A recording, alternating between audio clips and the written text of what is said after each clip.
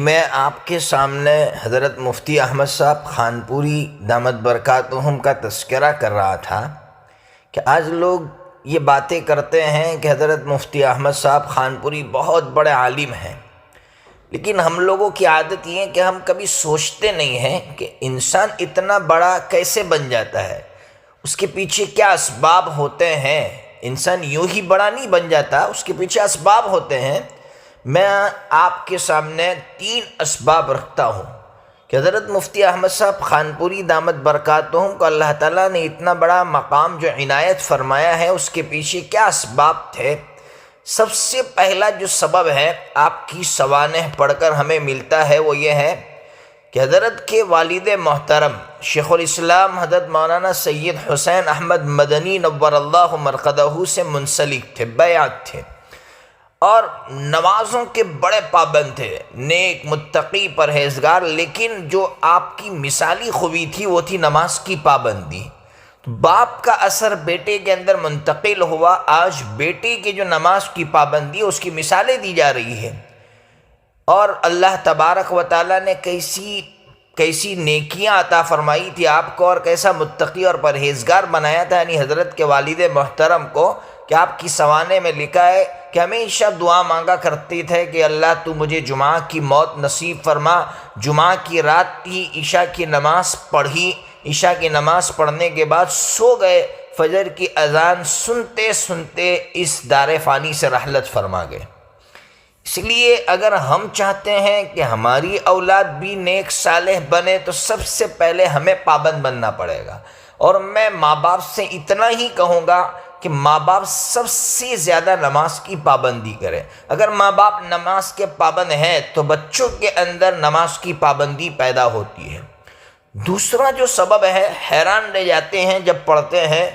کہ حضرت مفتی صاحب نے زندگی کے 39 سال 39 ایئر اپنے شیخ جو یو پی میں رہتے تھے حضرت مفتی محمود الحسن گنگوئی نور اللہ مرقدہ کی یہاں رمضان جب آتا تھا، مدرسوں کی چھٹیاں ہوتی تھی تو سارے مدرسین یہ چاہتے تھے کہ وہ بچوں کے ساتھ وقت گزارے، اور ہر کوئی یہی چاہتا ہے کہ 2 مہینے ملتے ہیں بچوں کے ساتھ رہنے کے لیے۔ ایسی قیمتی گھڑیوں کو حضرت مفتی صاحب اس طرح استعمال میں لاتے تھے، جب اپنے شیخ کے یہاں چلے جاتے تھے، عید کا دن بھی شیخ کے پاس گزرتا تھا۔ زندگی کے 39 سال اس طرح گزارے، یعنی کوئی انسان ایسے ہی تھوڑی بڑا بن جاتا ہے۔ ہم چاہتے ہیں کہ ہم بڑے بنیں، بڑے تو کیا اللہ رب العزت کے یہاں ہمیں مقبولیت ملے، اللہ راضی ہو جائے۔ تو میں اتنا کہوں گا کہ ہر بندہ زندگی کے 39 سال، 15 سال تو نابالغ ہونے کی حالت میں گزرتے ہیں، اس کے بعد زندگی کے اگر 39 سال اور ملا لیتے ہیں تو یعنی 55-54 سال کی عمر ہوتی ہے۔ انسان کو اللہ نے عمر دی ہے زیادہ سے زیادہ 55-60 سال کی عمر۔ اگر زندگی کے 39-40 سال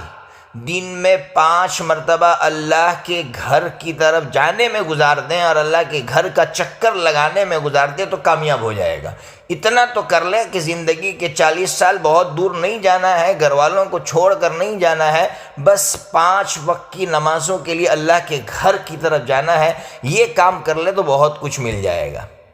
اور تیسرا سبب سنانے سے پہلے میں آپ کو عجیب بات سناؤں۔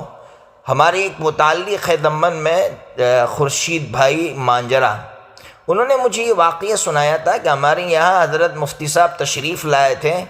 تو دسترخوان بچھایا گیا، دسترخوان پر جھینگا رکھا گیا۔ حضرت کے سامنے ایک بہت بڑے عالم بیٹھے ہوئے تھے اور وہ حضرت سے بڑی محبت رکھتے تھے۔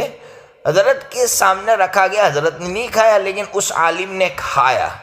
اب آپ سوچئے، چونکہ حضرت کا فتویٰ تھا کہ حضرت اس کو جائز نہیں سمجھتے تھے اس کے کھانے کو، لیکن میں آپ کو جو بتانا چاہتا ہوں کہ بڑا انسان کس کو کہتے ہیں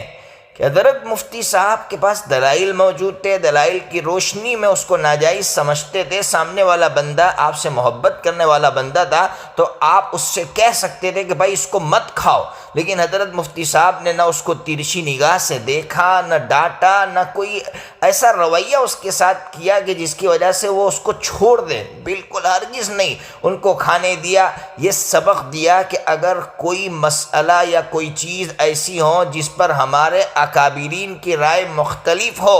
کہ کچھ اکابرین اس کو صحیح سمجھتے ہو، کچھ اس کو صحیح نہ سمجھتے ہو، تو اس معاملے میں ہمیں اپنی رائے کسی پر تھوپنی نہیں چاہیے، ہمیں ضد نہیں کرنا چاہیے۔ آج کل جو کچھ بھی جھگڑے ہو رہے ہیں وہ اس لیے ہو رہے ہیں کہ میں اگر کسی چیز کو ناجائز کہتا ہوں تو میں پوری دنیا کو مجبور کرتا ہوں کہ تم کو اگر مجھ سے محبت ہے تو تمہیں یہی کام کرنا پڑے گا، ورنہ میں آپ سے کوئی تعلق قائم نہیں رکھوں گا۔ حضرت مفتی صاحب کا دل کتنا بڑا تھا۔ ہاں، اگر کسی چیز پر ہمارے اکابرین متفق ہو کہ یہ چیز درست نہیں ہے تب تو پھر اس میں کوئی گنجائش نہیں رہتی ہے، لیکن اگر خود ہمارے اکابرین ہی میں دو قسم کی رائے ہو اور پھر اس میں تشدد برتا جائے تو یہ جھگڑوں کا باعث بنتا ہے اور اس سے امت میں بہت بڑا نقصان ہوتا ہے۔ اللہ تبارک و تعالی ہم تمام کو حضرت والا کے اوصاف اپنانے کی توفیق عطا فرمائے۔